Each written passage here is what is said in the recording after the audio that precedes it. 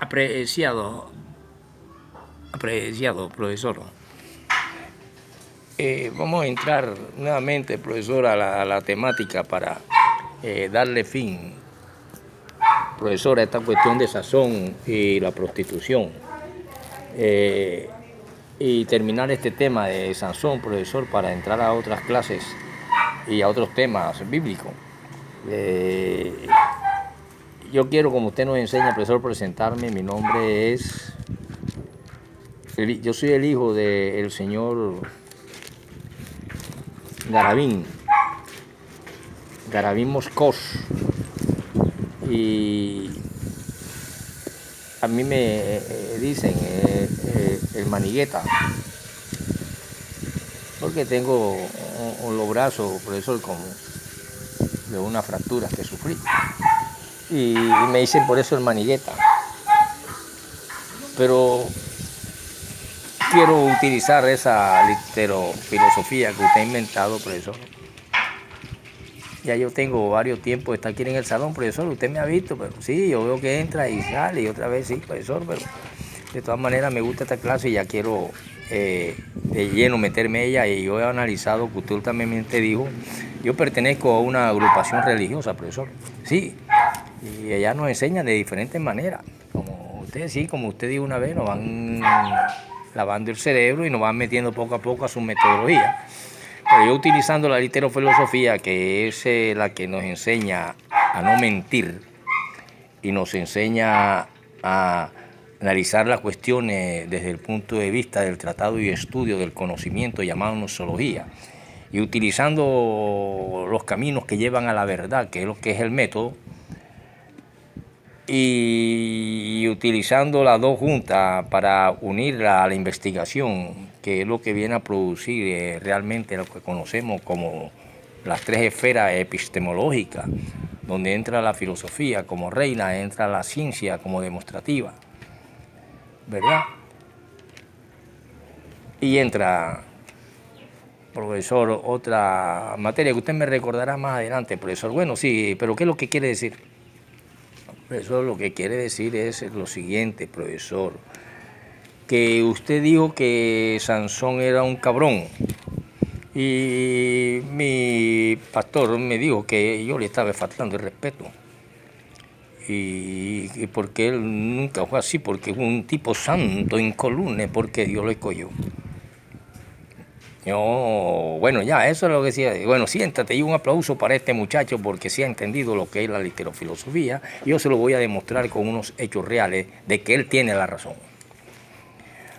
Resulta que Sansón empieza a amar a las mujeres prostitutas después que los filisteos asesinaron a su esposa y a su padre. Por lo tanto, ya Sansón como persona tiene una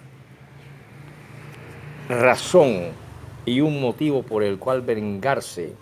Y Dios también quiere vengarse con ese pueblo y por eso lo lleva a su espíritu a que conozca a aquella mujer filistea. Y Sansón, después que asesinan a su mujer, debe quedar en una viudez y debe quedar en una soltería nuevamente. Y entonces es cuando él se acerca a Dalila. Pero para llegar a Dalila y vengarse de los filisteos, que yo digo que las estructuras socioeconómicas, políticas y culturales estaban en esas murallas que él derrumbó, cuando se es ciego y llevado a ser amarrado en esas murallas, dice, muera Sansón y todos los filisteos. Eso lo pueden encontrar y me gustaría que se leyeran sin perderse una coma ni una letra en el libro de los jueces, donde se habla de Sansón.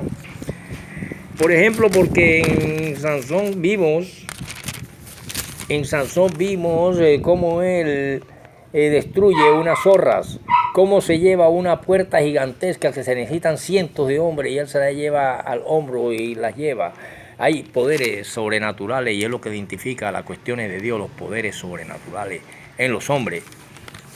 Y vemos cómo Sansón amontona piernas sobre muslos de tantos hombres que ha matado, lo dice el libro de Jueces 14, 20 y capítulo 15, 8.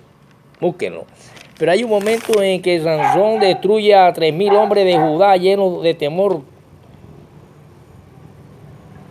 convencieron a Sansón en el peñasco Etán para que se rindiese y después lo ataron con 2 cuerdas nuevas y lo entregaron a los filisteos. Estos se prepararon con gran júbilo para recibir a Sansón, pero el Espíritu de Dios entró en él y operó nuevamente, y las sogas que estaban sobre su brazo vinieron a ser como hilos de lino que han sido chamuscados por el fuego, de modo que sus grietas se derritieron sobre sus manos. Y Sansón tomó una quijada húmeda de asno y derribó a 1000 hombres, después de lo cual atribuyó esta victoria a Dios. Le dio gracias a Dios. Digo, y entonces empezó a analizar, a tener conciencia de que hay algo sobrenatural en él que lo guía, y era el Espíritu de Dios antiguo. Por lo tanto, estos lo pueden leer en Jueces 16:1-13, cuando se enfrentó a Hebrón, que fue una gran humillación para los filisteos. Y en Jueces 15:9-19,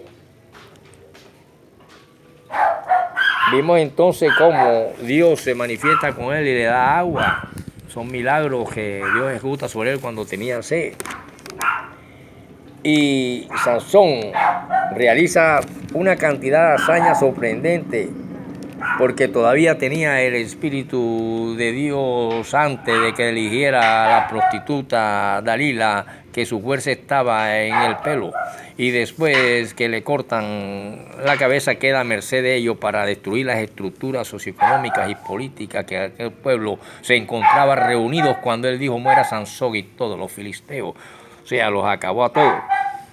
Por lo tanto, de esto hablan muchos hombres en obras como, por ejemplo, la Commentary of the Holy Scriptures de Lensing.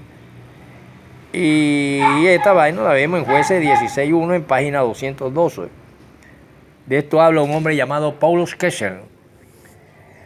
Porque así como se hablaba en estos libros, también se habló en la política de Aristóteles, que les mencioné, que les mostré. Porque allá habla un comediante, el más grande escritor, comediante que ha tenido el teatro es francés, llamado Voltaire, que nos habla y nos dice que entre la monarquía y los sucesos políticos de su época no tienen ninguna diferencia el uno del otro. Por ejemplo, en esa época el despotismo francés. Y que todas estas cuestiones políticas se parecen mucho. Y por eso le digo no mentir, y les mando a que lean los versículos y los capítulos donde se hablan estas cosas. Y entonces, después de muerto, un hombre soltero, y aquí en Barranquilla mucho lo hemos hecho, nos vamos a Los Cocos, nos vamos a donde los dueños de cantinas en nuestro barrio, y nos acostamos con una prostituta, y ahí es donde llegan que muchos se acuestan y le cuentan sus secretos a esta mujer y le dicen que sí, que ellos tienen esa plata porque atracaron el banco tal, y resulta que hay un investigador que los tiene a pocos metros. Y cuando ya se van, se acerca a la puta y ya hay una prueba, la cadenita que le dejó el reloj de oro, los números en serie que le regaló en los billetes o le pagó para acostarse. Y entonces ya este hombre ante un investigador que tiene que ver hoy en día también con las investigaciones de Estado. Ejemplo, sí, profesor, y eso le iba a preguntar a usted, que usted una vez dijo que 35 mulas y después dijo que 13, ¿por qué usted rectificó eso, profesor? Bueno, queridos estudiantes, aquí ya se trata precisamente de una institución, como se puede tratar de la institución de policía o el Ejército Nacional, donde en las contabilidades anteriores, antes de que existieran los computadores, porque en el computador es fácil borrar una cifra y colocar otra, desaparecer el nombre de una persona porque nos da la gana, o porque por algún motivo hay nueva administración, o un nuevo general, o un nuevo director, o una nueva presidenta, o un nuevo presidente, y se borran las cosas. Pero cuando se asientan en los libros como antes y entra un contador público juramentado y un investigador del Estado, inmediatamente esos libros le dicen que los déficits deben buscarse desde el último saldo hacia allá, hacia el pasado, y ahí se encontrará el desfalco. Y si yo digo que en épocas de una institución estaba tal general y le digo que mandaron 35 aviones, pero resulta que nada más llegaron 15 aviones, inmediatamente estoy metiendo en problemas a ese general, porque en los libros contables del Ejército Nacional o de cualquier institución debe aparecer que se enviaron 13 aviones de guerra y no 35. Y fácilmente podría llevarse a juicio este hombre y investigarse y decir qué hizo con los otros 23 aviones. Entonces esas cantidades vendrían dando un dinero determinado y habría un desfalco en la institución y por esas cosas habrían hombres presos. Por lo tanto, cuando llega el Estado a hacer sus investigaciones y hacer realmente uso de los libros contables y de las veedurías nacionales que se hacen, como sucedió con la colechera o la Sileco aquí en Barranquilla, que la dieron por quebrada y aparecieron una cantidad de gerentes y presidentes de esa fábrica o de esa industria, y ahí en el Country Club lo sacaron cuando el Estado mandó a unos investigadores especializados estatales y empezaron a ver los libros contables y ellos mismos se fueron echando al agua. Fuiste tú el que te robaste esto, fuiste tú el que no sé qué, y ahí lo sacaron delante de nosotros, que estábamos uniformados, prestando servicio en el Country Club para unos carnavales, unos precarnavales o antes de los carnavales que sucedió esto, en el Country Club, cuando la cuestión de esa fábrica y empezaron a salir los desfalcos cuando se hicieron las veedurías nacionales. Entonces, si ese general dice, si yo digo que estoy diciendo que fueron 35 tractomulas, al decir yo que eran 35, este general me puede decir, señor Ferreira, usted estuvo en ese evento y aquí está la firma suya, cuando se bajaron, y hay firmado que nada más llegaron 13 tractomulas. Por lo tanto, ¿qué se hicieron las otras 23?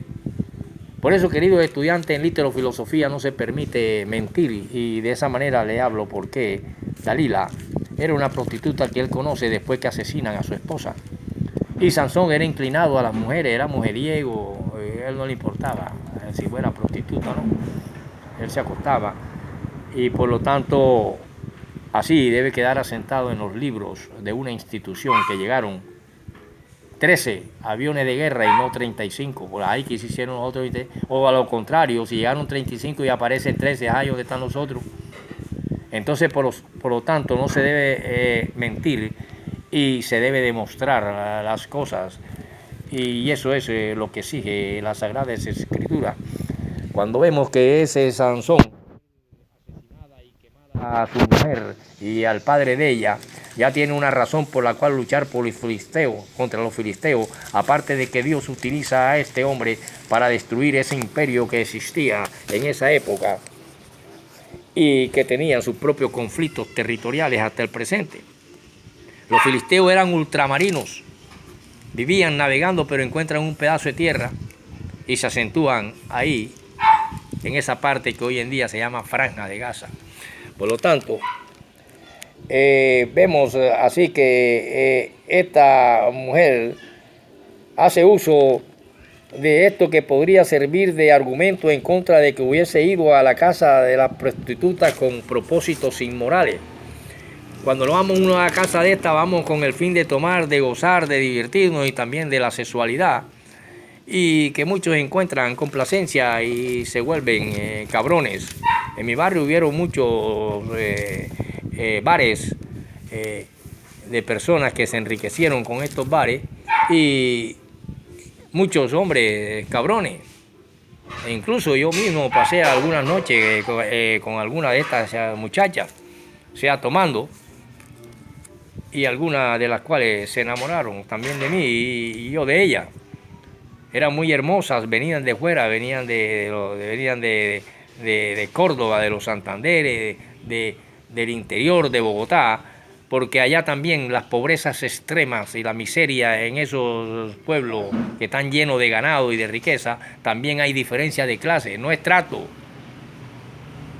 porque no es lo mismo un campesino que puede comprar como don Erasmo, que puede comprar 5 o 6 edificios en una manzana en Bogotá, al decirle al gerente del hotel donde llega, usted no puede entrar porque mira, aquí no se entran sino gente ejecutiva, que vienen en sus carros y todo, y usted llega y viene en barca y viene con un sombrero volteado y viene con ese pantalón caqui sin saber quién es, y don Erasmo nada más mira hacia un lado y le dice al que viene detrás, hazme el favor y me llamas al gobernador del Magdalena, por ejemplo, donde existió este hombre, que yo lo conocí, ya viejo, anciano,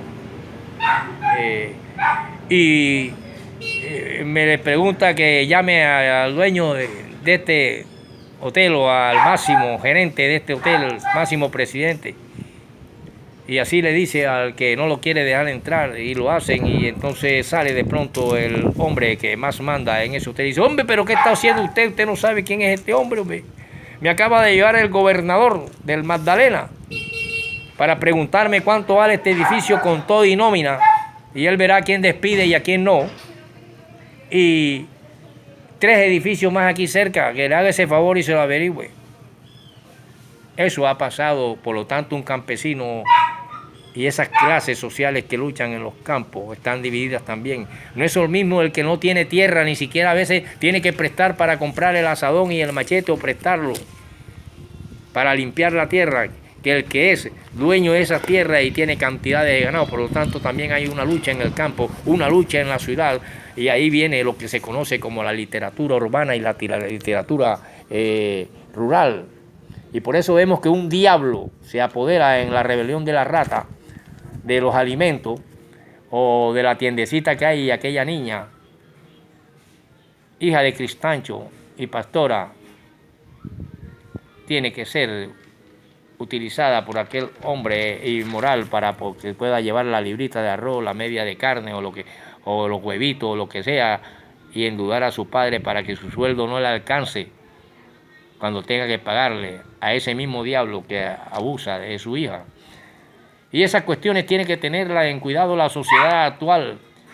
Esta sociedad tiene que preguntarse por qué sus hijas llegan a la prostitución, por qué sus hijas son prepago, por qué sus hijas o son unas dalidas que les gusta esto por esto nada más, o porque andan en malas cosas debido a la sociedad corrupta, corrompida en que vemos, y el ser humano como producto de esa sociedad ve con sus propios ojos, pero todo el mundo se echa las culpas. Y eso fue lo primero que se trató de atacar en Cuba. Que aquellas mujeres donde llegaba un hombre con dólares y le decía al campesino, aquí tiene, y se llevaba a la hija del brazo arrastrando delante de él, y él no decía nada porque había tanta descomposición social y moral, y se la llevaba. Estas mismas cuestiones sucedió en el Imperio Romano, cuando un César, o cuando uno de esos hombres encopetados que pertenecía al senate romano, o a dirigente general, diríamos hoy en día, de guerra, llegaba de una victoria, inmediatamente el senate le ofrecía dádivas y honores, y entre esas le decía, ¿qué quieres para esta noche o para esta semana? Un niño o una niña. Y según la condición sexual y mental del individuo y de aquella sociedad podrida donde irrumpe en esa sociedad corrompida, podrida, y esa sociedad totalmente inmoral, llena de homosexualismo, lleno de lesbianismo, llena de toda clase de inmoralidad sexual, surge la luz del sol, como significa Sansón sol, pero en un hombre que su única fuerza es la moral y los principios fundamentales y los valores de aquel Israel en que él existió, llamado Jesús. Y su luz irrumpe en esa sociedad y surge el cristianismo, y de ahí la presencia del pensamiento hebreo en la cultura grecorromana. De esa manera podemos decir y entender un poco a la luz de la literofilosofía la presencia de Sansón, cuando ya en esas estructuras sociales viene y destruye aquello y dice, muera Sansón y todos los filisteos. De ahí que en una sociedad donde se dice ¿Qué quieres para esta noche, oh César? Oh general, oh emperador, oh hombre de guerra, para honrarte? Un niño o una niña, y ellos decían, échamelo a todos dos por una semana. Y eso era normal en esa sociedad. Entonces usted pregúntese y no se alarme cuando un Fernando Soto Aparicio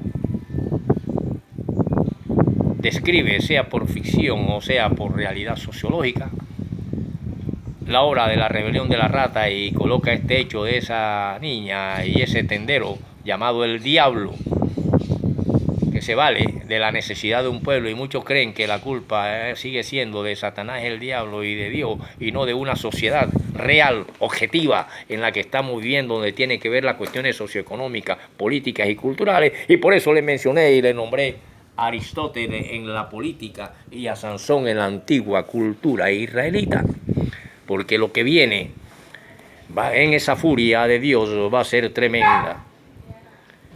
Se dice que caerán millones y millones de granitos que pesan toneladas sobre la cabeza de los seres humanos que caminan, y muchos quedarán aplastados en las calles por miles de millones, y solo se salvarán los que por fe creen en Dios. Continuaremos en la próxima con el profesor Robinson Ferreira, el mejor del mundo, sin duda.